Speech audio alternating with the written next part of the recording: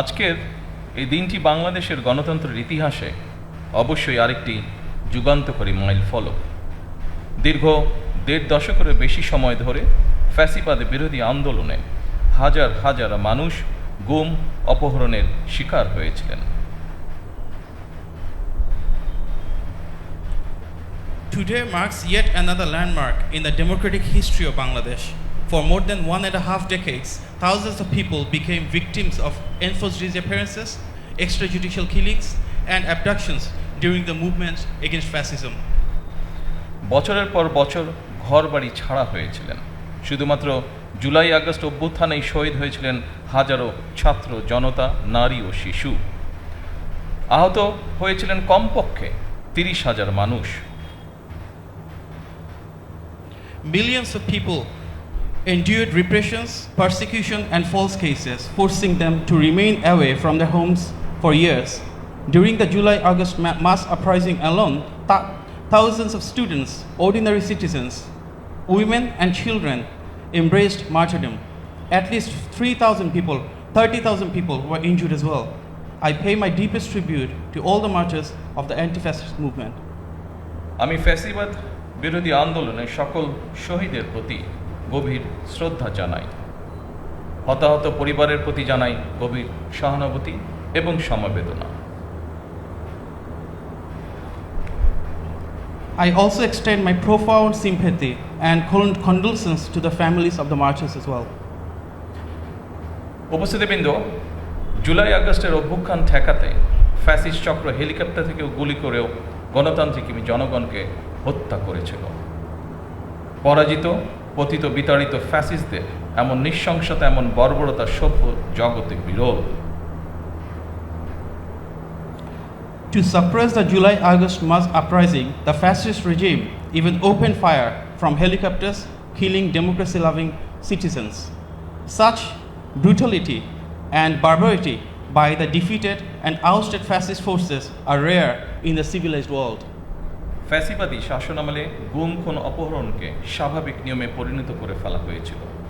দীর্ঘ ১.৫ দশকের বেশি সময় ধরে চলা এই নৃশংসতা শুধুমাত্র স্বাধীনতা পরবর্তী তৎকালীন সরকারের ৩.৫ বছরের দুঃশাসনের সঙ্গেই তুলনা চলে।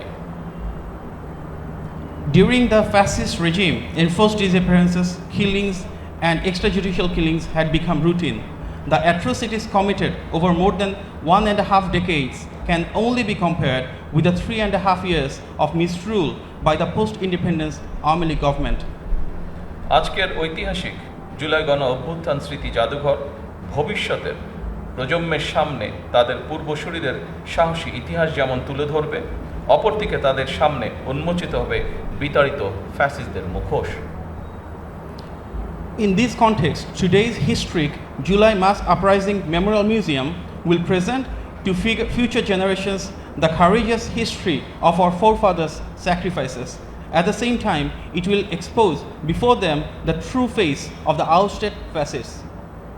এই স্মৃতি জাদুঘর আমাদের জনগণের সংগ্রাম, আত্মত্যাগ, বেদনা, সাহস এবং গণতান্ত্রিক আকাঙ্ক্ষাকে জাতীয় স্মৃতিতে স্থায়ীভাবে ধারণ করার এক ঐতিহাসিক উদ্যোগ।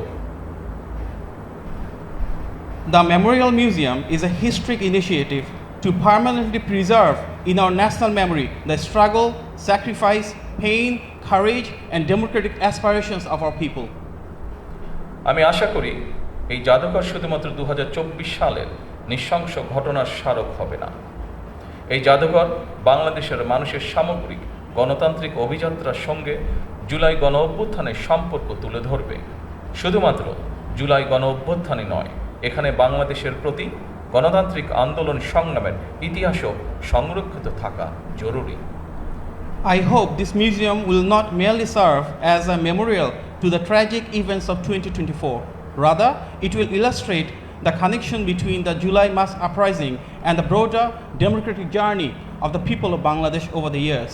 It is essential that this museum preserve not only the history of the July mass uprising, but also the history of every democratic movement and struggle in Bangladesh.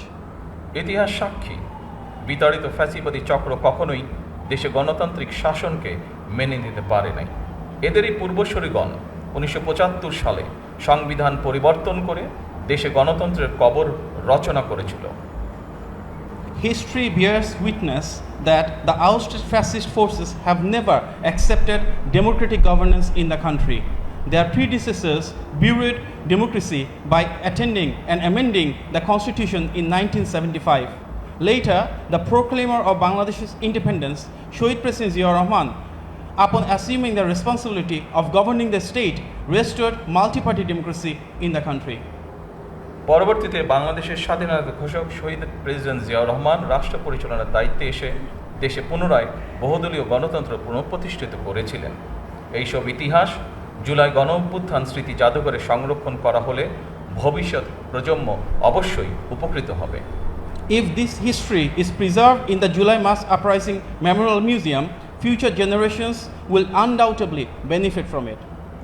আমি আশা করি এই জাদুঘরে জুলাই আগস্টের রক্তক্ষয়ী গণঅভ্যুত্থানের শহীদদের পরিচয় ও জীবন কথা, আহতদের সাক্ষ্য, গণঅভ্যুত্থানে অংশগ্রহণকারী বীর ছাত্র জনতার প্রত্যক্ষ অভিজ্ঞতা, আলোকচিত্র, ভিডিও চিত্র, সংবাদ প্রতিবেদন, পোস্টার, দেওয়াল লিখন, গ্রাফিতি, কার্টুন, কবিতা, গান, নাটক, চিত্রকর্ম, ব্যক্তিগত স্মারক এবং ডিজিটাল উপাদান ও সংরক্ষিত থাকবে। I hope this museum will preserve the identities and life stories of the martyrs of the July-August mass uprising, the testaments of the injured, the first-hand experiences of the brave students and citizens who participated in the uprising, their photographs, video footages, news reports, posters, wall writings, graffiti, poems, songs, dramas, works of art, all the creative work, personal, memorial and digital archives as well. যারা এই জাদুঘরে নিজেদের ব্যক্তিগত স্মারক, দলিল, আলোকচিত্র, শিল্পকর্ম জাদুঘরের জন্য প্রদান করেছেন তাদেরকে আমি আন্তরিকভাবে ধন্যবাদ জানাই। I extend my sincere gratitude to all those who have donated their personal experiences, documents, photographs and works of art to enrich this museum. উপস্থিত সুধীবৃন্দ, আমি বিশ্বাস করি অসম্পূর্ণ, অতিরঞ্জন বা উদ্দেশ্য প্রণোদিত বয়ান ইতিহাসকে শক্তিশালী করে না। Distinguished guests, I firmly believe that incomplete, distorted or motivated narratives do not strengthen history. বরং তা ইতিহাসের বিশ্বাসযোগ্যতাকে দুর্বল করে এবং ভবিষ্যৎ বিভেদের কারণ হয়ে দাঁড়ায়। Rather, they undermine its credibility and become a source of division for future generations. সুতরাং প্রতিটি বিষয় যথাসম্ভব সত্যতা নিশ্চিত থাকা প্রয়োজন। একই সঙ্গে জাদুঘরে রাখা বিষয়গুলি সম্পর্কে বাংলার পাশাপাশি ইংরেজি এবং অন্যান্য ভাষাও উপস্থাপিত হলে বিশ্বের ভিনদেশী মানুষ, ভিন্নভাষী মানুষ বাংলাদেশের গণতান্ত্রিক সংগ্রামের ইতিহাস সম্পর্কে জানতে সুবিধা হবে। Therefore, every effort must be made to ensure the highest possible degree of historical accuracy. At the same time, if the exhibits and information displayed in this museum are presented not only in Bangla but also in English and other languages, people from around the world will be able to learn about the history of Bangladesh's true democratic struggle. উপস্থিত শহীদ পরিবারের শোকাহত সদস্যবৃন্দ, ফ্যাসিবাদ বিরোধী আন্দোলনে যারা হতাহত হয়েছেন পর্যায়ক্রমে আইনের যথাযথ প্রক্রিয়া অনুসরণ করে সেই বিচার হবে স্বচ্ছ, নিরপেক্ষ এবং বিশ্বাসযোগ্য।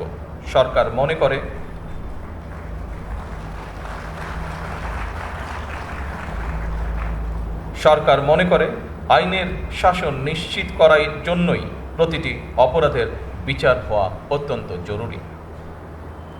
Distinguished members of beloved families of the martyrs, those who lost their lives in the anti-fascist movement will receive justice. This will not be an act of vengeance. Justice will be delivered through the due process of law, fairly, impartially and credibly. বিগত 17 বছর এবং জুলাই আন্দোলনে যে মানুষগুলো শহীদ হয়েছেন, গুম খুনের শিকার হয়েছেন, সরকার সিদ্ধান্ত গ্রহণ করেছে তাদের নামে তাদের এলাকায় যে কোনো একটি প্রতিষ্ঠানের নামকরণ করা হবে ইনশাআল্লাহ। for everyone who has sacrificed their lives and were subjected to enforced disappearances, the government has decided that in their own names, in the local areas, many institutions will be named after them. উপস্থিত সুধীবৃন্দ, দেশের গণতান্ত্রিক জনগণ আশা করে এই জাদুঘর কোনো একটি দল, গোষ্ঠী বা ব্যক্তির একক রাজনৈতিক ভাষ্য প্রতিষ্ঠার স্থান হবে না। Distinguished guests, the democracy-loving people of Bangladesh expect that this museum will not become a platform for establishing the exclusive political narrative of any single party, group or individual. কারণ 2024 সালের গণ অভ্যুত্থান কোনো একক ব্যক্তি, গোষ্ঠী কিংবা দলের নয়। এই অভ্যুত্থানের মহানায়ক বাংলাদেশের গণতান্ত্রিকামী জনগণ।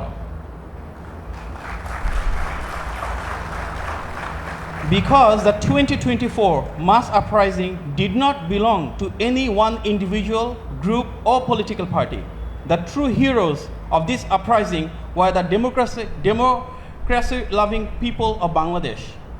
আমি প্রায়শই একটি কথা বলি, 1971 সালের মুক্তিযুদ্ধ ছিল স্বাধীনতা অর্জনের, আর 2024 সালের গণ অভ্যুত্থান ছিল দেশ এবং জনগণের স্বাধীনতা রক্ষার। I often say that the liberation war of 1971 was fought to achieve independence, whereas the mass uprising of 2024 was fought to protect the independence of the country and its people. জনগণ যেমন মুক্তিযোদ্ধাদেরকে ভোলেননি, একইভাবে 2024 সালে দেশ এবং জনগণের স্বাধীনতা রক্ষায় শহীদদেরকেও জনগণ কখনোই ভুলবে না। Just as the people have never forgotten the freedom fighters of 1971, they will never forget all the martyrs who sacrificed their lives in 2024 to safeguard the freedom of our nation and our people. সম্মানিত উপস্থিতবৃন্দ, জুলাই গণ অভ্যুত্থানে আহত জুলাই যোদ্ধাদেরকে সরকারি হাসপাতালে বিনামূল্যে চিকিৎসা সেবা প্রদান করা হচ্ছে। পাশাপাশি গুরুতর আহত জুলাই যোদ্ধাদেরকে যথা নিয়মে উন্নত চিকিৎসার জন্য থাইল্যান্ড, সিঙ্গাপুর, তুরস্ক, রাশিয়া সহ বিভিন্ন দেশে চিকিৎসা করানো হচ্ছে। Distinguished guests, the injured July fighters are receiving free medical treatment at government hospitals. In addition, those who sustained critical injuries are being sent for advanced medical treatment to countries including Thailand, Singapore, Turkey and Russia. বর্তমানে 50 জন জুলাই যোদ্ধা বিদেশে চিকিৎসাধীন রয়েছেন। গেজেটভুক্ত জুলাই যোদ্ধাদের মধ্যে 13,000-এরও বেশি জুলাই যোদ্ধাকে তাদের নিজস্ব ব্যাংক অ্যাকাউন্টে শ্রেণীভিত্তিক মাসিক সম্মানী ভাতা প্রদান করা হচ্ছে। At present, 50 July fighters are undergoing treatment abroad. Among the officially gazetted July fighters, more than 13,000 are receiving monthly honorarium according to their respective categories directly into their own bank accounts. ফ্যাসিবাদের বিরোধী আন্দোলনে হতাহতদের রাষ্ট্রীয় উদ্যোগে সহায়তা করার ব্যাপারে বর্তমান সরকার অত্যন্ত আন্তরিক।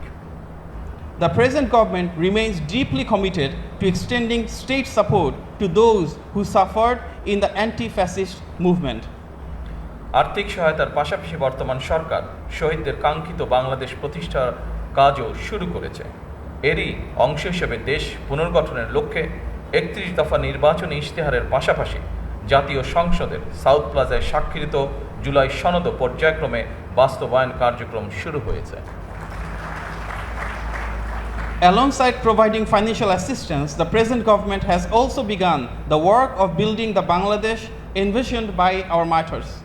As part of the national reconstruction effort, implementation has commenced in phases of both the 31-point election manifesto and the July Charter, which was signed at the South Plaza of the National Parliament. একই সঙ্গে গণভোটের আকাঙ্ক্ষা বাস্তবায়নের লক্ষ্যে জাতীয় সংসদে গঠিত সংবিধান সংশোধন সম্পর্কিত বিশেষ কমিটিও কাজ শুরু করেছে। At the same time, the Special Committee on Constitutional Amendment formed in the National Parliament has also begun its work to fulfill the aspirations of the people. দেশ পুনর্গঠনের মাধ্যমে একটি স্বনির্ভর, সমৃদ্ধ, নিরাপদ গণতান্ত্রিক বাংলাদেশ প্রতিষ্ঠার মাধ্যমে আমরা শহীদদের কাঙ্ক্ষিত বাংলাদেশ গড়তে চাই ইনশাআল্লাহ। Through national reconstructions, we will inshallah build a self-reliant, progressive, prosperous, secure and democratic Bangladesh. the Bangladesh for which the martyrs laid down their lives. উপস্থিত সুধীবৃন্দ, আমি আজ এই অনুষ্ঠানে একটি বিষয় জনগণের দৃষ্টি আকর্ষণ করতে চাই। Distinguished guests, today I would like to draw the attention of the people to one important issue. ফ্যাসিবাদের মুক্ত বাংলাদেশে কেউ কেউ অহেতুক ইস্যু তৈরি করে দেশে অস্থিরতা সৃষ্টির অপচেষ্টা শুরু করেছে। এসব পরিস্থিতি তৈরি করে তারা নিজেদের অজান্তেই পতিত পরাজিত পলাতক স্বৈরাচারের পুনরুত্থানের পথ সুগম করছে কিনা সেটি মনে হয় ভেবে দেখা প্রয়োজন আমাদের। In our Bangladesh now free from fascism, some are attempting to manufacture unnecessary issues and create instability in the country. I urge them to reflect on whether, by creating such situations, they are unknowingly paving the way for the resurgence of the defeated, ousted, and fugitive autocratic regime. পরিশেষে জুলাই গণ অভ্যুত্থান স্মৃতি জাদুঘর প্রতিষ্ঠার সঙ্গে সংশ্লিষ্ট স্থপতি, ইতিহাসবিদ, গবেষক, জাদুঘর বিশেষজ্ঞ, শিল্পী, সংগ্রাহক, কারিগর, কর্মকর্তা কর্মচারী এবং সবাইকে আমি আন্তরিক ধন্যবাদ জানাই। In conclusion, I extend my heartiest thanks to the architects, historians, researchers, museum experts, artists, collectors, technicians, officials, staff members, and all others associated with the establishment of the July Mass Uprising Memorial Museum. আজকের এই দিনে আমি আরও ধন্যবাদ জানাতে চাই বাংলাদেশ সশস্ত্র বাহিনীকে গণতন্ত্র এবং জনগণের পক্ষে অবস্থান গ্রহণের জন্য। Today, I express my deepest thanks to all the armed forces for their vital role and standing by the side of the people during the fascist rule. Thank you. এই বাংলাদেশ আর কখনোই তাবেদারি রাষ্ট্রে পরিণত হবে না ইনশাআল্লাহ। এই প্রত্যাশায় জুলাই গণ অভ্যুত্থান স্মৃতি জাদুঘরের শুভ উদ্বোধন ঘোষণা করছি। সকলকে আন্তরিক ধন্যবাদ।